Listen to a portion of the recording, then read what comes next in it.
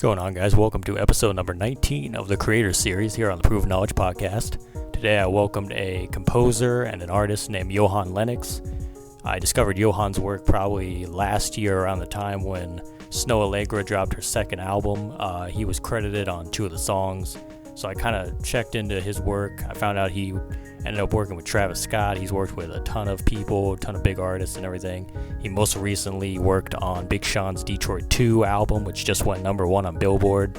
But he's also an artist himself. He sings, he does a lot of vocal layering in his music, a lot of string work and things like that. And he talked with me today about the projects he has coming up. I believe he said he has 2 albums in the works, which I don't know if they'll be out this year, but they should be out in the near future. And he talked about how he's trying to kind of reinvent, maybe not reinvent classical music, but kind of just push the boundaries of classical music and how that's viewed in society amongst people in the genre and really just fans in general. And he told me about the idea of how he wants to have kind of a concert that combines the ideas of producers, musicians, composers, artists, and kind of just mash them all up into some crazy experience for people, which I thought sounded really incredible.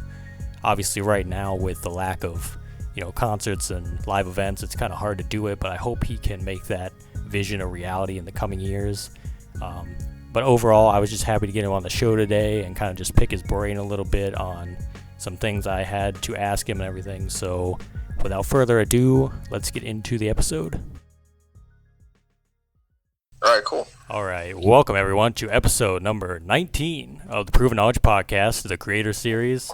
Today's guest is coming to us from the West Coast. He's a composer, he's an artist, just a really overall dope musician. I've been following his work for around a year now, and I'm happy to get him on the show. And his name is Johan Lenox. How are you today, man? I'm great. Got a lot of sleep. I've been a little bit jet lagged. I'm from Boston, and I was in Boston for a few weeks, so I'm just settling back in here. I can imagine, you've probably had a pretty busy schedule over the past few months, just all the work I've been seeing you put out and everything, and all the projects I've seen you been a part of, so I appreciate you taking a few minutes out of your day here to kind of chop it up. Yeah, no worries. Yep.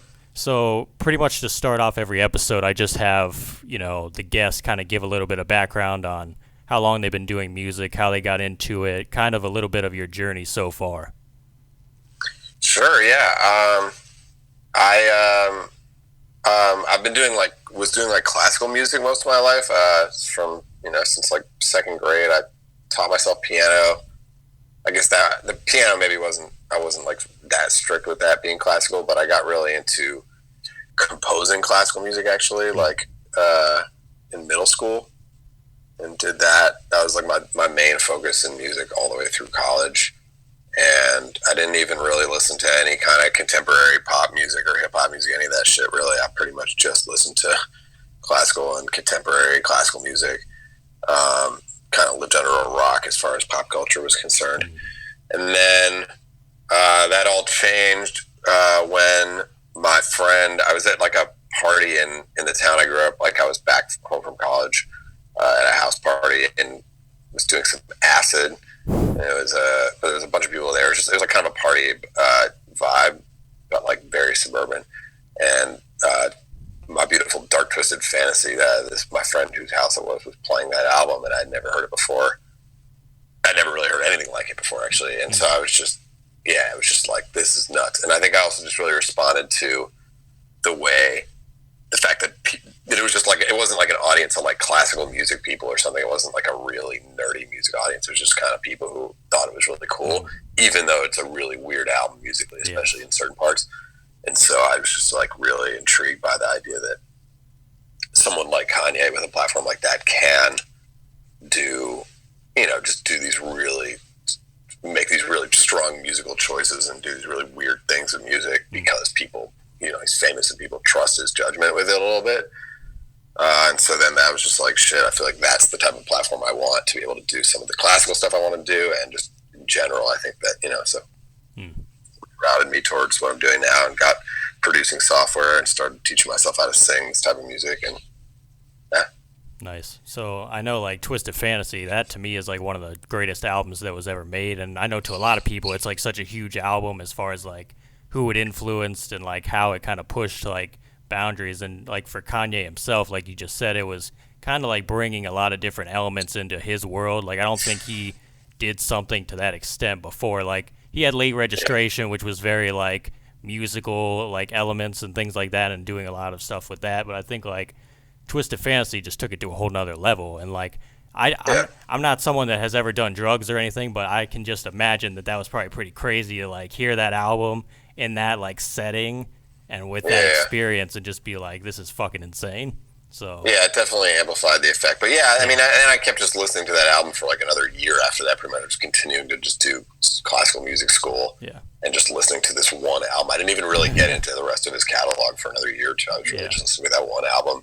And then occasionally, I think I was doing like Pandora maybe and letting it recommend music. So I got into Drake and Kendrick a bit through that. And that kind of started that all. Yeah. Nice. Well, and that too, just how you said, like you've kind of been in that whole realm for like since a very young age and everything. So, and I can really hear that in like what I've heard from you, and I've seen like your YouTube videos of like how you break down, how you kind of layer things, and like I hear the attention to detail and everything you do. So I can kind of hear that influence as well, and see how that kind of helps with who you work with too. Definitely. Another kind of follow-up question that I've been starting every episode with is just 2020, man. Like it's been wild, like a crazy year for so many people. How do you think you yourself have been kind of managing, maybe not even with music, just in your life in general? Like has anything been different, or have you been able to kind of like stay sane during a lot of the craziness? I mean, I think I've been really lucky. Like most of the work I do hasn't been hugely impacted. Like, you know, I did all the work on the Big Sean album that just came out. Like, I mean, I guess some of that stuff I had done like last year with him in person, but I did a big chunk of stuff for that. Some of which got used like just from my home in quarantine, just emailing stuff back and forth. Like I've done, it's been really cool. I mean, I've done like an entire like orchestral remix of a couple songs from other artists on my label, like Shawn Mendes and just big like pop star type people. I'm trying to do like weird orchestral versions of them. Did that from my home. Like I wrote the scores out here on software, sent them to musicians that I have connections with. They sent me stems back. I edited it here. You know, it's like all of that just from this like chair I'm sitting in right here, you know? So I've been really lucky that I guess I had already maybe figured out how to do a lot of what I do from home, especially the production stuff. Like I think in the past year or two, I had kind of shifted away from just going to do sessions all day, especially in the pop music world. I just like found that because I'm so focused on my own music and because I work on so many different types of things, that it's like a better use of my time to just like do some additional production on a record at the end of the process from home, send files back and forth, than to like go in the studio for days on end trying to write the song that might make the project for that artist. So I had already kind of converted a lot of that stuff into this type of work that I can do remotely. So yeah, it honestly didn't have a huge effect. I mean, the one real drag was just that I was like, you know, like I would be on tour right now, basically. Like I got an agent right at the beginning of this shit, and like that really would have. I would really like to be touring more than anything, because it's just like that's how you really like. I've put a lot of music out, and it's, you know, doing pretty well, and I feel like it's growing. But it grows so much more once you can just play for people live, and they really get what it's about and stuff. And I just excited for that part, because like live strings and shit was going to be a big part of it. So yeah, it'll happen eventually, but yeah, that kind of sucked. Another thing that kind of sucked was I had a concert that I was going to do this fall. It probably actually would have been next, like a month from now, pretty much. At Lincoln Center, I was about to start doing a series there of orchestral concerts, kind of inspired by this concert I did called Beethoven a few years ago, which was Kanye and Beethoven mashed up by a live orchestra. So just interesting stuff around the idea of classical music and like who counts as a composer, basically. And in that case, it was saying, well, Kanye's music really could, in some cases, just work in this setting. This concert this fall was going to be building on that and just commissioning like famous producer, composer, artists like James Blake and Grimes and people like that to write orchestral music for the first time. So I was like so excited for that shit. I talked to James Blake about it. Like it was, you know, it was all like starting to come together, and it really seemed like it was going to happen. And now it's just like, it'd probably be like 2 years before that's able to really come together again, but whatever, you know? Yeah. But I mean, yeah, obviously like the world's in turmoil, and that's a whole other issue, which, you know, I'm like isolated from in my own life, but just, being on Twitter all day and just seeing shit. And, when the protest started, I was out every day with those. And I definitely feel like we're entering a period of increasing chaos over the coming years. I think this is only the beginning. Yeah, it is. So, It's just been like every day, like something new is like happening in the world. And, like, even if you try to like get away from certain things, it's kind of hard to block things out. But like, as far as your music, and you shouldn't. There's a lot happening. But it's definitely things are definitely going to be a lot more chaotic than they are right now. I definitely feel the same. Like, it's just gonna I don't know, like, what's gonna happen or what the future holds. But I just hope for the best every day. But like, as far as like what you were just talking about, like your music and everything, like that idea you just said about like the whole like orchestral like concert thing, that sounds like amazing. So that whole idea, it would have been sick. Yeah, I'm looking forward to like if you can actually make that happen in the future. And like I've been talking about how we don't really know how concerts are going to come back. We don't really know like the nature of, are they going to have fans ever again? Are we going to be in venues, things like that? But I hope. Yeah, it sucks. I mean, it's tough too. I mean, like, coming from classical music, like, a big part of what I want to do with my life is to, just sort of innovate that format a bit, because it feels like it's been a bit stagnant for the past century or so. There's still people doing that stuff, but it just feels like it's kind of conservative in a way that I think is hurting it, having come from that world. But,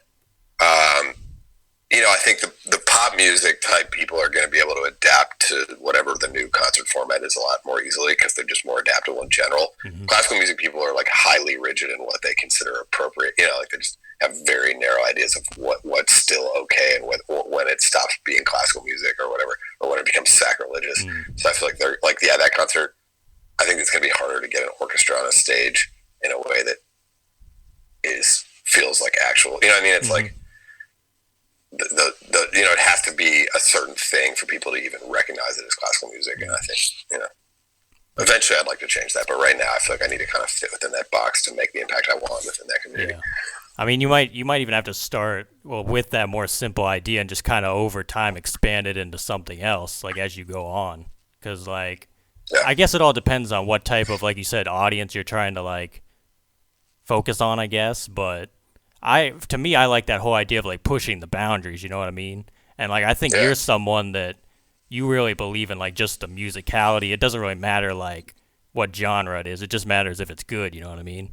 And like, I mean, I think that's definitely part of it. And then, but I actually do think in terms of genre quite a bit, which I think separates me in some ways from some of the other people who are trying to do like classical crossover shit or whatever. Like, like with the Kanye Beethoven show, that was never, I think some people were like, oh, they're trying to make some new thing by combining the best aspects of these two different artists. And really, it wasn't that. Really, for us, it was me and this dude, Yuga, who was a conductor. What we were really trying to say was, no, like, this kind of shit just is classical music. That was the assertion. And it was, like, obviously a bit of, like, that's kind of an insane claim to make. But, like, we were trying to, we basically presented the concert in such a way where we felt we tried to make that a defensible position, kind of. And use the Beethoven works to kind of like show that side by side, be like, see, he's just doing the same shit that Beethoven was doing, all this type of stuff. So I think, with this, so whatever, that concert this fall isn't going to happen for a while, but I'm working on this album now that's separate from my own album, which I sing on. Like, this is a separate album that's going to be an album of just contemporary classical composers writing contemporary classical music, which is then sort of like chopped up and reimagined into like a continuous work in this sort of the way that like Astroworld flows, where it just keeps going from one thing to the next and kind of like in the middle of songs changing up. So like that, but for classical music, but then also with some rappers and singers on top of it. So I've got like 7 or 8 artists on that already and a bunch of composers, and that hopefully be done in the next couple of months and put that out. So that's going to be some really weird shit, which, it's the same team that we would have done the concert with. I mean, we don't have like James Blake and stuff, but the people who are like creating it is me. It's sort of my idea, but it's me and the conductor, and then this woman Ellen Reed, who's a big classical composer. And so I think that has a potential maybe to reach more people in the concert, because it's recorded music. People, you can stream something a million times. You know? That's awesome, though. I'm looking forward to hearing that when that comes out. So I'll be looking.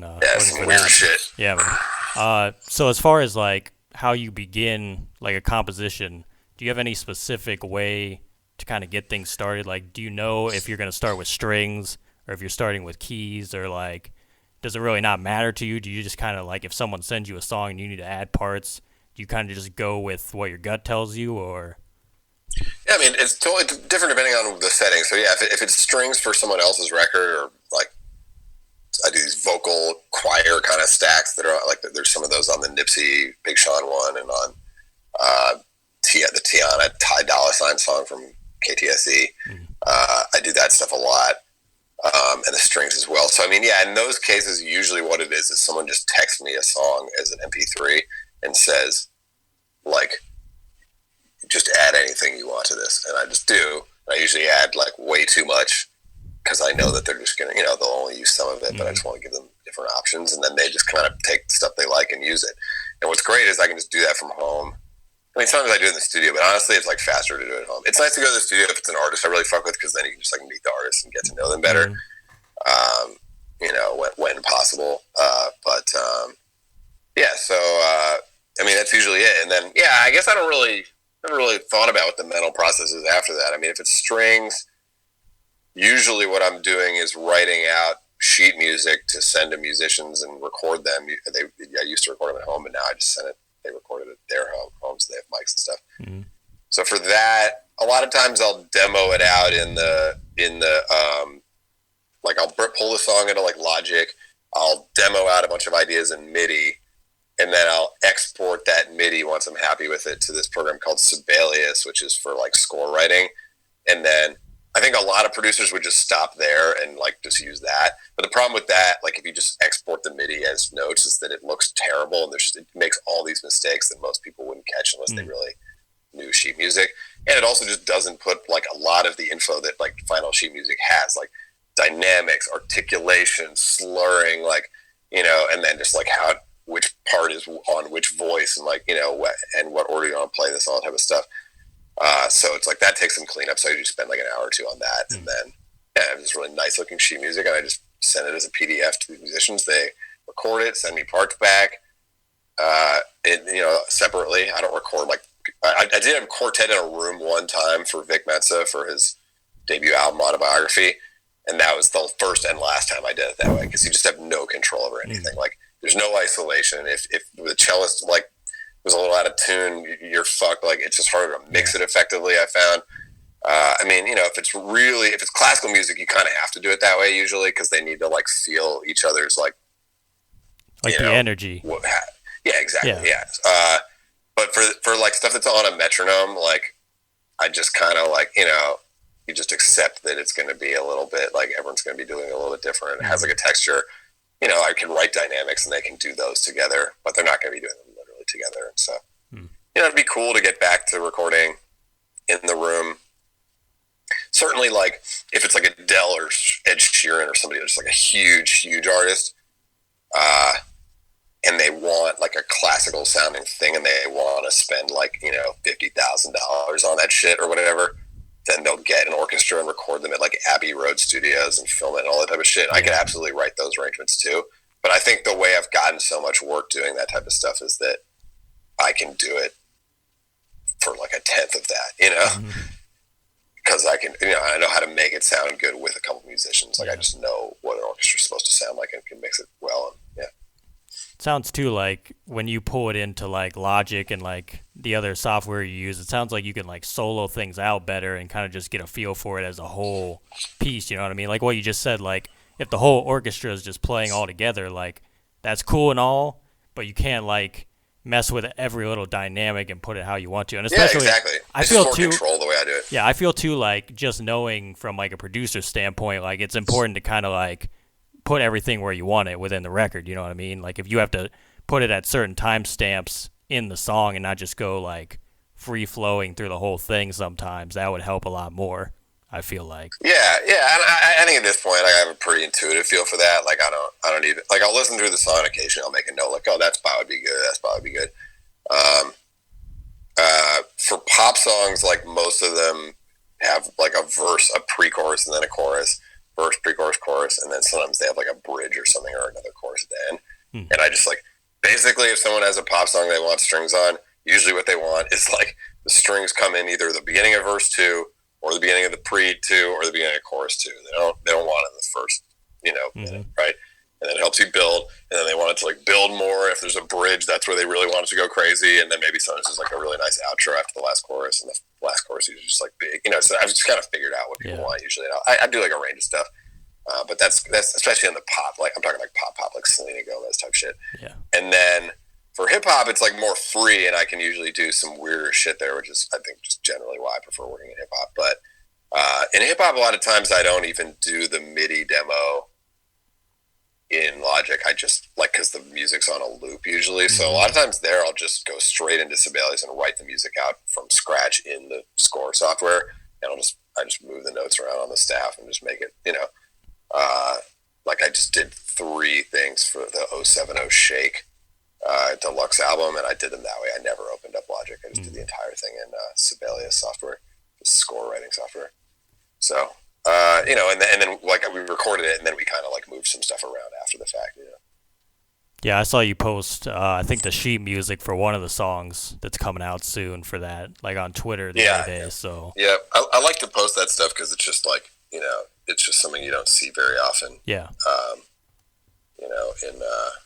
In producing or artists, you just don't see people posting sheet music. So yeah, it's very interesting stuff though, because I myself, I was in like choir and stuff in school, and like we had to do like scales and stuff and try to learn stuff. I was fucking horrible. Like I was awful at it, and like I would love to learn how to like read music and do all that stuff. I just think it would take so much time. Yeah, it's definitely like not like the learning curve is like fairly steep, and it doesn't really like pay off very much during most of the process. And like, I mean, there's really no reason to ever do it unless you want to be doing that type of music, like outside of the string arranging, I don't really use sheet music in any of the, I mean, I my records also use a lot of strings, so those were also like, a lot of that stuff was done in sheet music. But like, like when I'm singing a song, I don't ever write that out. If I'm writing a vocal part, I just do it by ear, or like if I'm playing in a keyboard part, that never gets written out. So yeah, I mean, it's like fairly narrow. Like, it's just funny. I think sometimes people ask me like, "Oh, should I like learn how to read music to like have your career path?" And it's like, well, yeah. I mean, if what you want to do is like be a classical composer who does string arrangements for rappers and also does records that use a lot, it's like, sure, if that's what you want to do, then yes, you should learn how to read sheet music. But like 99% of artists that follow me or DM me about music stuff, like they relate to like the overall thing of like the fact that I work with rappers and the fact that I'm a singer. Yeah. Like, you can do that without reading music, pretty much. Yeah, I think time would be better spent learning how to produce in Logic or Ableton or whatever. So I know you've worked with a lot of musicians and a lot of producers and things. Do you have anyone that you kind of enjoy working with, or you have a lot of chemistry with, that you've done a lot of songs for, or maybe people that have worked on your songs? I mean, there's a bunch. I mean, Big Sean is like, he's just a really nice dude. He's probably like the most like nice and welcoming person I worked with. And he flew me to New York for a week when we worked on his album, and like I've been to his house tons of times. And yeah, he's just a good dude. Musically, I mean, like the artist that I work with that I'm most excited about the music is 070 Shake. I haven't really spent that much time with her in the room. Like, did like one session, and then I work with this guy named Dave Hamlin, who kind of does a lot of production for her, kind of like all the production really. And he and I get along really well. But yeah, I think there I just really fuck with the music. I think she's just incredible. Vic Mensa is maybe the artist I've like spent the most time with of any artist, and like I just know him really well. I mean, I think I can get along with a lot of different types of artists, but in that case, we just know each other really well. So he knows what he wants me to do, and it's just good when you get to know an artist better, and it's easier to just be completely open with saying like, nah, that sucks, don't do that thing, or like what and, both directions actually. So yeah, and then on my own project, I mean, there's this dude named Nate Donmoyer who he was in Passion Pit. He was like the drummer and sort of synth dude in that band. Produced their first album as well. He every record that I do, I finish with him. So he, like he doesn't, like I think most of the production on most of my songs like is me. Like all the stuff you'd want to know about. It's like, oh, how'd you get that sound? It's like I usually did that shit. But he's going through everything and then being like, actually, this snare drum could be better. This kick drum pattern isn't quite right. Like this, this bass needs to be doubled with something bigger. It's like, so and then he also mixes it, but it's some of that stuff I'd call production, and I always give him production credit. Like, he's just kind of the guy that I've locked into with that, so I think it's good to have people that you just have a steady relationship with like that. Mm-hmm. Do you have an engineer for like your songs, or is he kind of doing a little bit of both, or are you kind of mixing a lot of your own songs? He mixes everything. I mean, the engineer, I guess, like, yeah, in rap, you could have an engineer who maybe, like, tracks your vocal all the way to mixes the song. Like, I think most of the time those jobs aren't handled by the same person in other types of music, but he did actually do, like, I retracked a lot of the vocals on my upcoming album, like, on just a really nice microphone. And he kind of, like, I mean, there was another engineer as well, but he sort of oversaw that whole process and, picked what, like, he thought sounded good based off of some testing. And then, yeah, he mixes the stuff. But, yeah, I mean, in terms of just, like, the day-to-day, like, how do I start a song? Usually I either am just starting it completely in my laptop, or sometimes I work with, like, another producer or writer in the room. I have tons of them. And there's no, like, rule, really. It's just, I mean, I just feel like sometimes if the goal is to write a good song, a lot of times that, like, that's going to happen because you're feeling inspired on that day, and the factors that could, like, let that happen are very random, like, and so sometimes it's just like, even if, like, I work with a producer and then end up replacing almost every sound of what they did later on, which is usually what happens, working with that producer initially still might have been the thing that inspired me to write the particular song, and the particular pocket they hit that day, which wasn't what I would have gone into, like, triggered some ideas. Like, it's just like, so it's like, I have a lot of producers that are credited on these songs who, like, barely did anything on the final record, but who were, like, a key part of me just getting inspired to write it in the first place. So I feel like that's a lot of times, like, how these records get started, I guess. That's kind of just letting the music kind of do its own thing, you know what I mean? And kind of just, like, having the feel for what the final product needs, I think. At the end I mean, I'm really the one that does that shit. I mean, it's like, what I'm really looking for in an initial session for my shit is just, like, a great, like, pocket and a great, like, chorus, Like, if I have an incredible chorus over a beat that feels really good, just like the drums especially, tempo, then, like, I can rethink every other part of the song to make it fit my sound. I can put the orchestra stuff in after the fact. I can change the lyrics a bit if I need to rewrite all the verses and stuff. But it's like, the hardest part is the chorus thing, or I think maybe it's not the hardest part, but it's the part that matters the most. It's just like, did that song have a great chorus? And that's what pop music is. It's just a catchy song. Does it make me want to move or whatever? So it's like, I just saw this as like an efficiency thing. Like, I'd rather just start a lot of ideas and try to lock into something that's really great on that side of things, and then know that I can, like, fix all the other shit later, And so, like, a lot of the songs on my upcoming album, like, the original version of them didn't even have orchestra stuff in them, and then I just sort of, like, added more and more and more of that stuff and stripped everything else out until that's all it was. But it was like a process. But I don't know. I mean, maybe I should, like, try something different. I think maybe for the project after that, I'm going to try to just really lead with the orchestra stuff. But it's more expensive to do that. But I think it's maybe worth it. Is there any song that you've either worked on, or maybe your own song, that's been like a challenge to kind of get completed, or like maybe there was a part in the song that you didn't like, it just wasn't working and you had to, like, kind of work through it? Can you think of any record that kind of gave you trouble? I changed shit a ton. I mean, it's pretty rare that there's a song called No One Wants to Dance Anymore, which, like, that one changed very little, actually. On the other hand, like, Throwback Thursday, which I just put out, like, I mean, the chorus was always kind of the same thing. I guess, like, the basic writing on it, like, the melodies never really changed, but the production changed completely numerous times, and the entire arrangement of the song, the order of the events, like, the final version of it, once I got, like, Keed and Kota the Friend on it, the order of things in that song has nothing to do with what it had been originally. Like, I totally rethought how that could work. The Keed part, I completely reproduced the song under him, so it's just this pure, like, orchestral, like, glory under his vocal.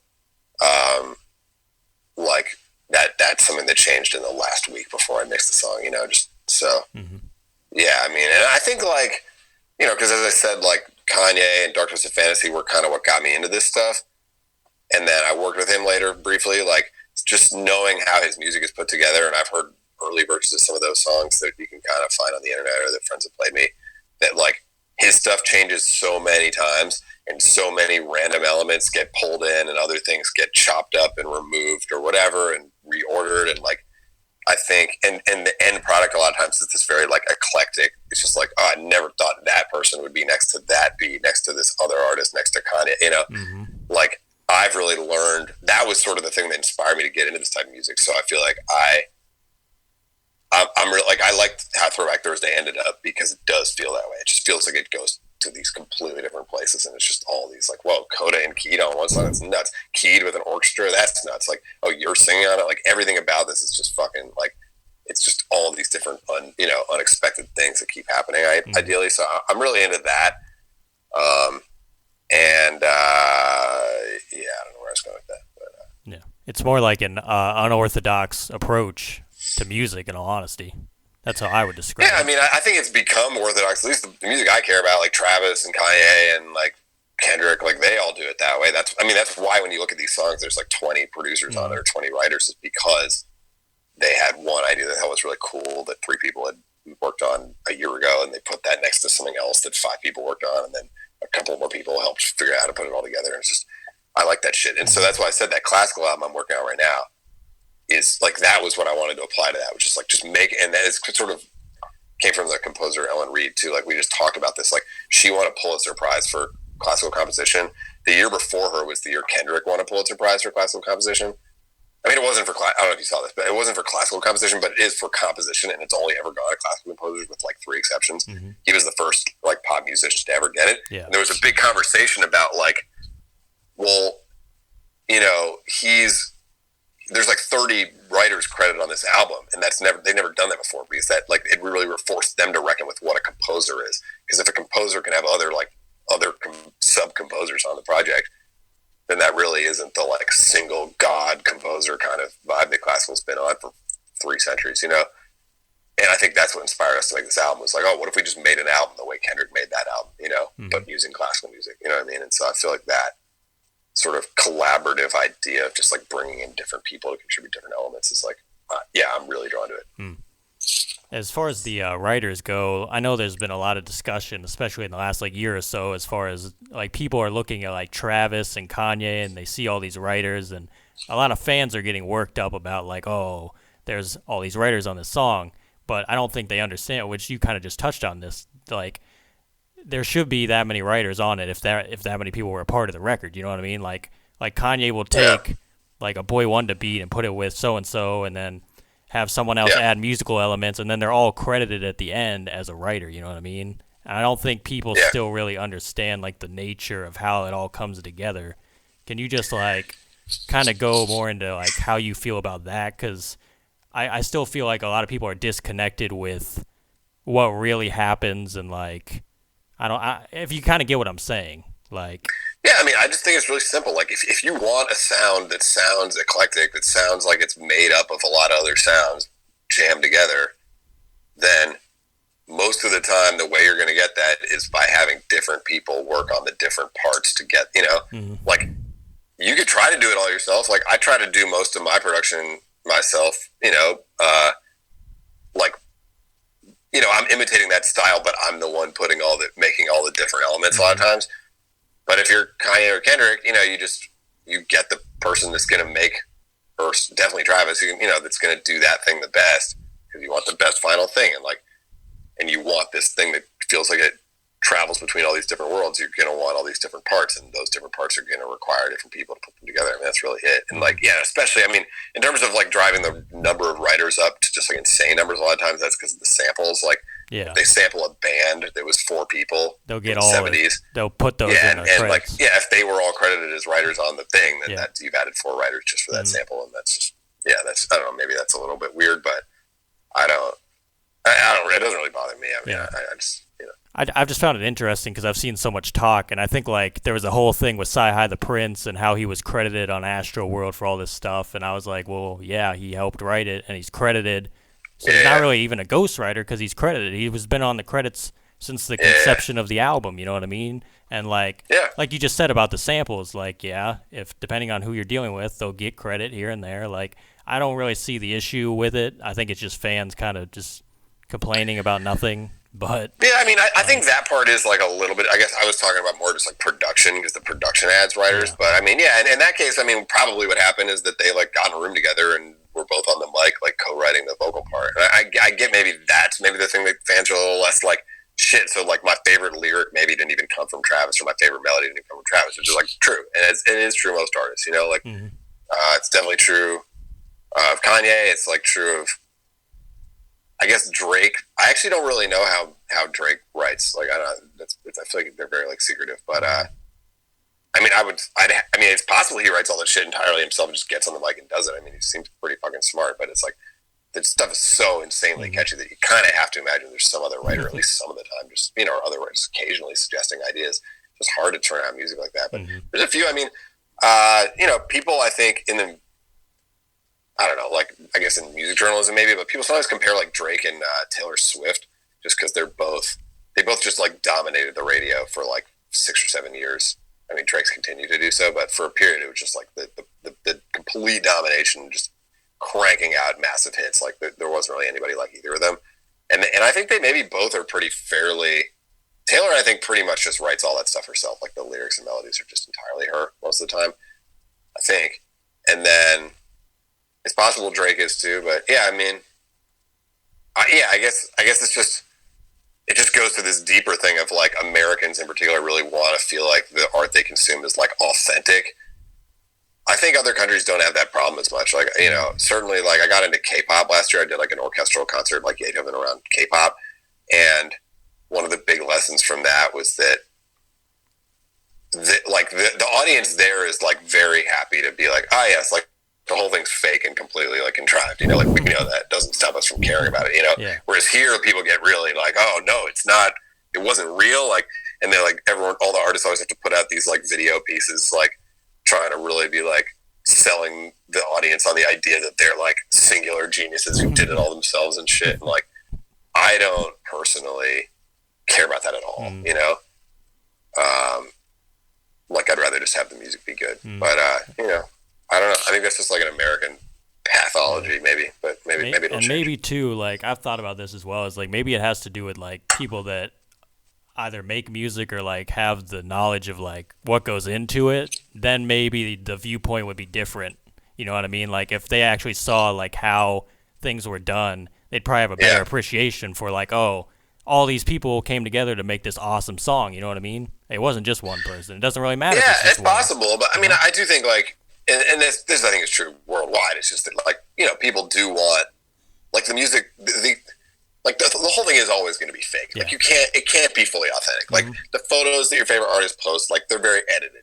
Like they're very well lit. It's not what they actually look like. It's like in the music, the vocal is. It's like it's almost never what they sound like raw. If you hear like the raw acapella untreated of your favorite artist, there's almost nobody where that's going to sound the same as it sounds recorded. Maybe like Adele. Like it's just like the shit changes so much and like.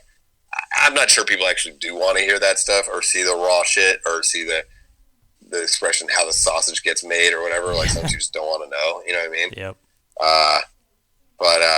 Yeah. I mean, you could be right. I mean, I think for super fans of music, then for them, I think there are examples of that. Like there's this incredible. I was with like Ant Clemens actually, who's like sort of works with Kanye a lot as well, and he's obsessed with this documentary they put on Apple Music, I think, of Ed Sheeran. It was like a year or two ago. And he like sat me down and made me watch it because he was just like, no, trust me. And the first 10 minutes of that documentary, you can watch Ed Sheeran writing the song Love Yourself, which ended up being a Justin Bieber like smash hit.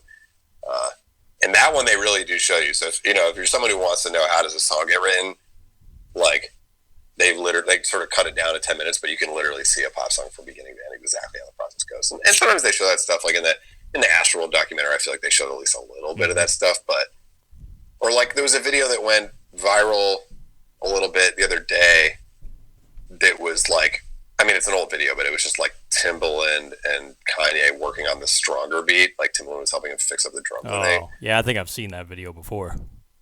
Yeah, and it's like, I mean, there it is right there. He's like, it's one of his biggest songs of all time, and he's like trying to get help from someone who he really thinks can make a song better. Mm-hmm. Like, why would you not do that? Yeah.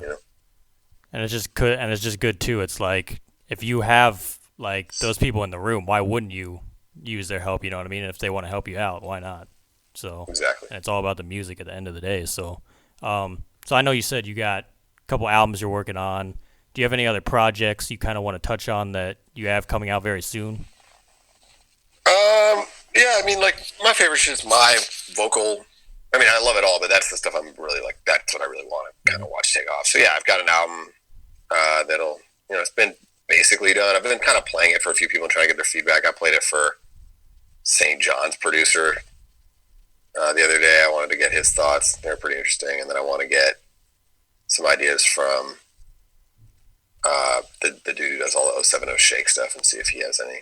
Like, I really fuck with both of those artists. Those are two of my favorite artists right now, St. John and 070 Shake. So I just wanted to get that sound, or get aspects of it. So yeah, I'm excited for that. Yeah, it's been like close to done, but it's just the way things are going. Like, it seemed better to roll it out at a time when I can actually play some shows too and support it. Otherwise, it's just going to come out and disappear, Mm-hmm. And that's my debut album, so you want to be strategic. But yeah, I mean, I'm working on a ton of shit. I'm working on Brockhampton a bunch. I'm working on the St. John album. I've got a song on there. I think it's the last song on the album. Should be out in a month or two. 070 Shake Deluxe album. Like, I'm really lucky. I'm working with all my favorite artists. I worked with that dude Rumor, just RMR, the Ski Mask, that dude who did the Rascal Flatts cover. I did a song with him on Saturday. He killed it. I posted about it because it's fun. Yeah, I saw the Ski Mask pictures. Yeah, he's incredible. Yeah. He's actually like really good. Like, his melodies and writing is incredible. But yeah, obviously it's like packaged in this insane way, and I think honestly that could be the formula. Like, feels very much like something that could just blow up. Mm-hmm. With a few more releases. Nice. Yeah, I don't know. Those are some. I mean, I'm working on tons of shit. I don't know. Like, I don't even remember some of the stuff. Like, months later, they're like, "Oh shit, that that happened." You like forgot. Yeah, I really want to work with Tyler Yahweh. That's like one of my favorite. He's dope right now. He's dope. I like him. Yeah, I'm really trying to link with him. I know his the president of his label. I'm pretty close with. So I just keep being like, "Yo, let me get on that shit." But yeah, that could happen. I'm working on like Arizona Zervis. Like, I got a couple on his album. Like, Nice. So, where are you at on social media? Where can people find you at? Everywhere. It's just Johan Lenox. Johan is Johan. Lenox is Lenox. And that's just at that everywhere. Got it. So, if you could go back 10 years, Johan, and tell yourself anything, maybe give yourself advice, or maybe not do anything at all, what would you do?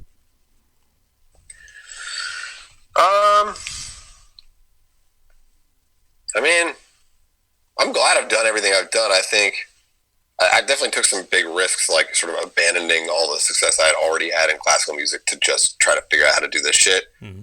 And it really feels like it's starting to pay off now. But it took a few years. And I had to be patient, but I think I knew that. I mean, maybe, I guess, like,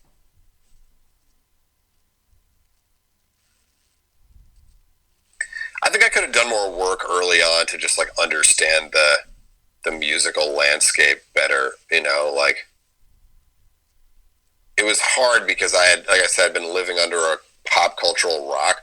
Most artists that go into becoming an artist or a singer or rapper or whatever do so because they're fans of a bunch of artists, and they want to make shit just like that, or their take on it. And so they have a very clear idea of what their sound is because they're taking influence from, like, usually a fairly narrow range of shit. But I was coming from classical and just was kind of like the door's wide open. Like, I'm a big fan of Kanye, but I'm not a rapper. I knew I was probably going to be more of a singer than a rapper. So I'm trying to borrow from, like, Kanye. I'm trying to incorporate my classical background. And then aside from that, I think a lot of the early connections I made in pop music and a lot of the early stuff I was studying, because I was like, well, I want to make a hit song or whatever, was like top 40 radio. Mm-hmm. So I was listening to like Katy Perry and shit, and just like, it's like those were the influences. It was just like straight down the middle pop music and like Kanye's production a little bit, and like, you know, and then I was like, realized like, oh no, like the way you really get a good record deal was like you get on a bunch of blogs. So then I was sort of checking out some blog music. Like there was this dude Gallant who was doing really well. So I was kind of like, well, I need some of that in here too. So I started singing this like falsetto-y voice. I put some songs out. Like I just didn't really have a clear sense of where I was trying to live. I was just sort of hearing stuff and being like, oh, what if I did some of that? What if I did some of that? And it wasn't like a coherent sound, and I didn't really get. And that's still something I'm trying to figure out. Like I still feel like I'm learning the landscape, like even just in the past year, just like really like digging in on Spotify. Like I guess to sum it up, I feel like I didn't really listen to enough different music, you know, at the time. I was like really excited to create,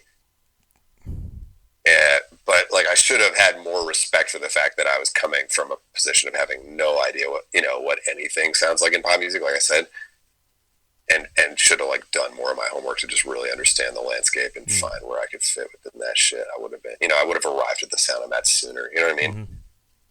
Like even when Post Malone first came out, I remember being like, wow, I really like this. This is like, in a lot of ways, this is what I really, it's like melodic, but it's got that kind of like Kanye kind of influence. Mm-hmm. And I was like, damn, that, that's like 5 years ago now, 4 years ago. Yeah. Like 2015, 2016, I think.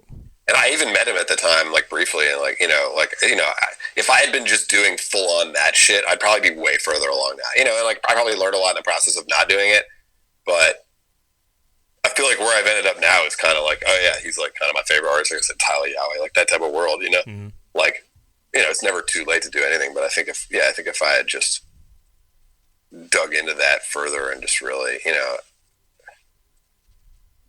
just understood the context that was in, I would have been able to see like, oh yeah, this is the best way to do the type of shit I want to do is sort of in this kind of world. Mm-hmm.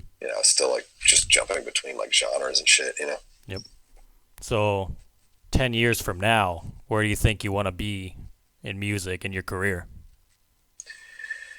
I mean, it hasn't really changed. Like I've pretty much since I started doing this, it's been the same answer, which is, I want to be playing like just huge fucking venues, like big, like touring with an orchestra, like arena type shit.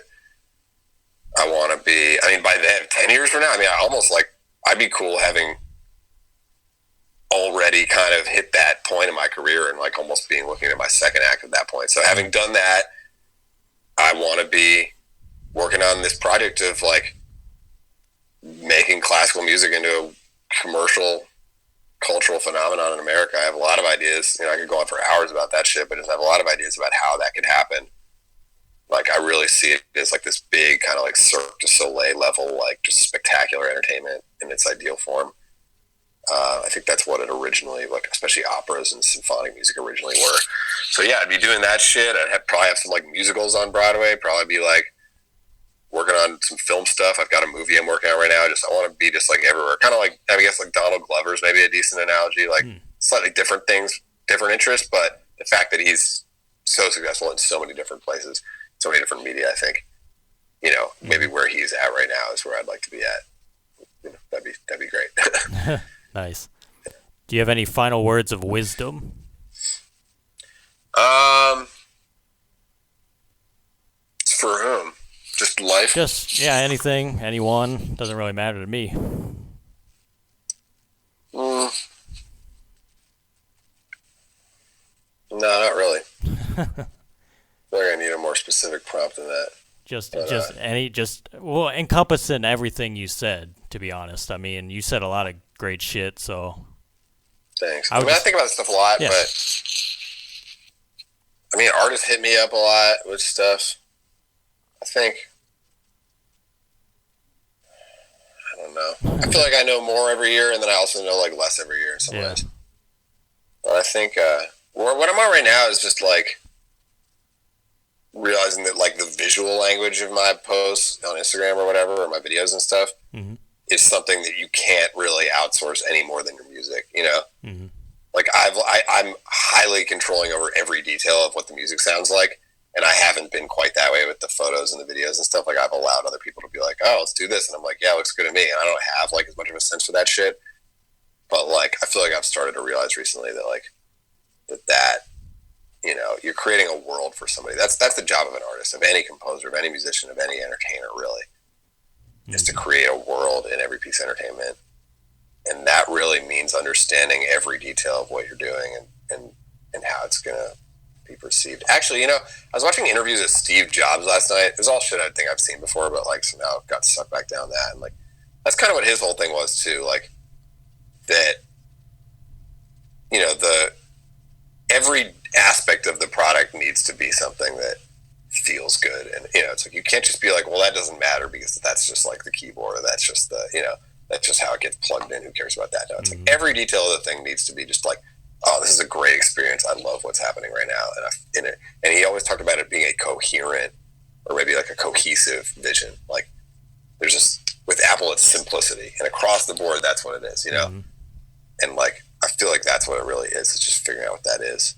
What is your one thing that encompasses everything you're doing? And I think if you're trying to be an artist, that's, even a producer really, but yeah, any kind of creative, I think that's the thing to try to search for and find. It's all important, just how it all comes together, Yeah, and why you're doing it. Yeah. Like what is, Exactly. what's the point of this? Yeah. Well, Johan, that's all I have for you today, man. Like I Sick. said, I appreciate you getting back with me. Congrats on, I know Detroit 2 just went #1, so good job on that and everything. I'm looking forward to hearing your albums coming out. Thank I'm you, looking man. forward to seeing if, hopefully that concert happens for you, and hopefully you can make that happen, because I feel like that would be incredible. And hopefully we can do this again sometime, man. Sure. Hit me up. Yep, you got it, bro.